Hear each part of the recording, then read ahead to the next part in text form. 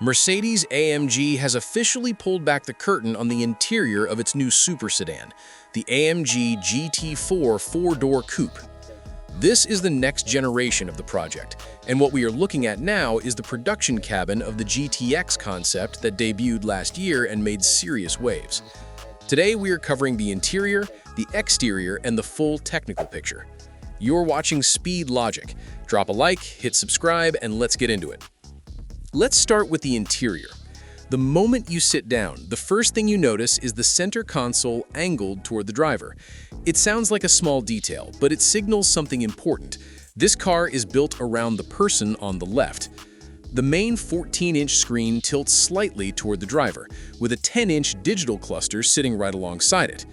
The passenger gets an optional 14-inch display of their own because apparently everyone in the car deserves to feel like a participant rather than a passenger, at least in theory. Now, the frustrating part. Climate control is still buried in the Mercedes UX menu.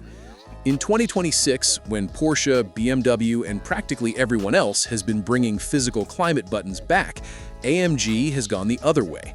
It is not a disaster, but it is a questionable call.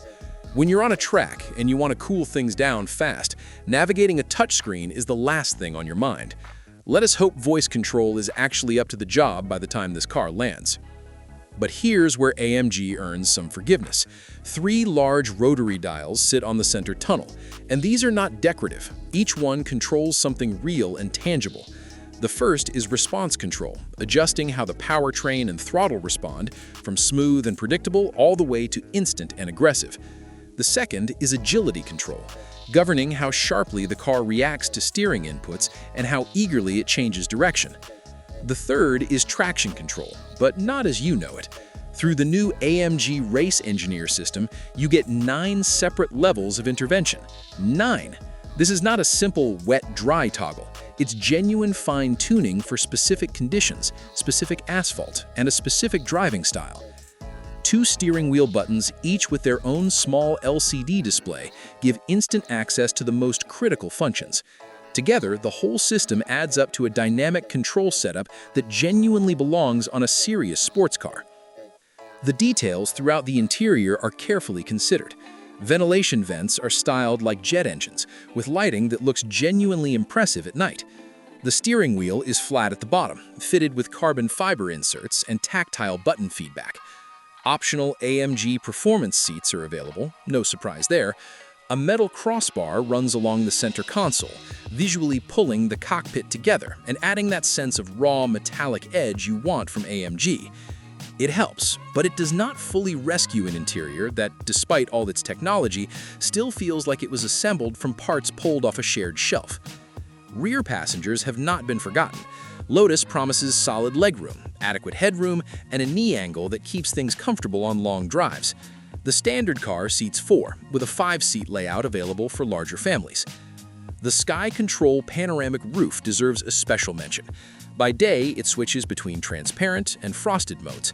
At night, it projects AMG logos or racing stripes directly onto the glass, color-matched to the ambient interior lighting. Is it useful? Absolutely not. Is it the kind of thing that makes passengers pull out their phones? Almost certainly. Now, the technical side. The new GT4 Coupe will be the first production car built on AMG's all-new dedicated platform, not an adapted passenger car architecture, a clean sheet design, purpose-built for high-performance EVs.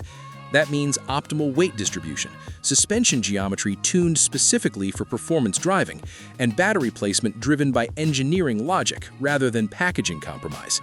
This is the foundation AMG intends to use for an entire generation of performance EVs going forward. On power, the GTX concept set an almost unreasonable benchmark. 3 YASA axial flux motors, a combined 1,341 horsepower, a Formula One-derived battery cooling system, and a claimed 400 kilometers of range added in just 5 minutes of charging. It even had a simulated V8 soundtrack played through the speakers in the headlights, because some things should roar even when there are no pistons involved.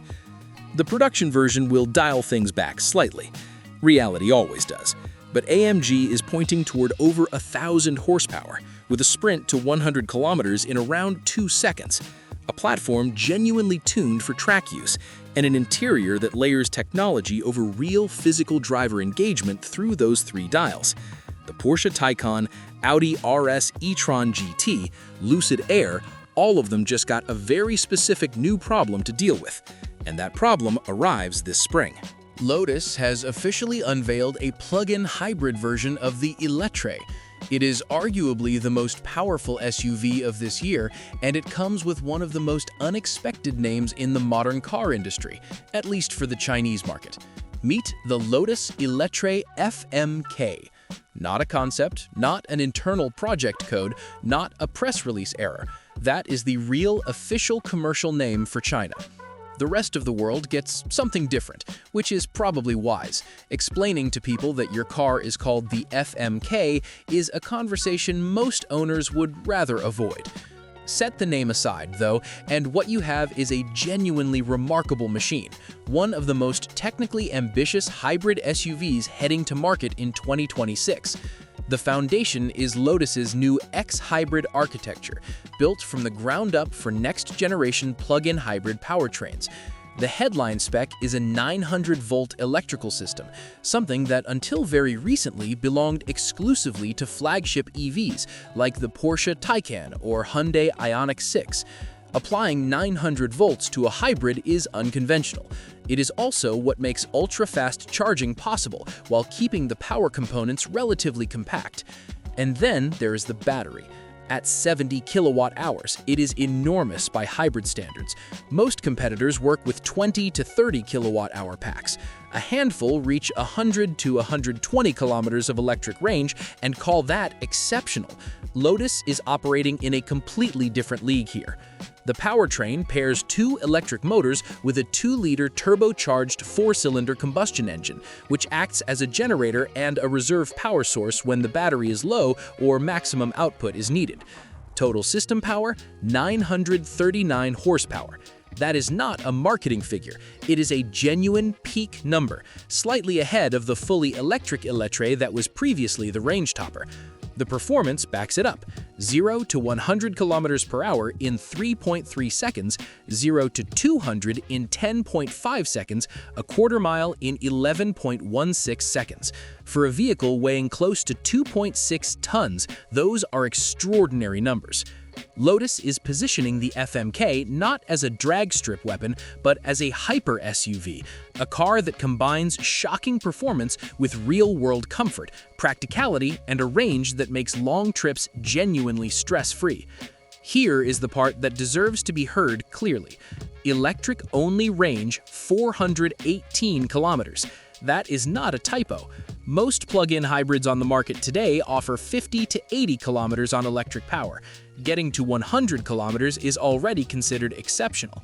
Lotus is claiming 418 kilometers, which puts the FMK squarely in full EV territory without actually being one. In hybrid mode, with the combustion engine running as a generator, total range exceeds 1,400 kilometers.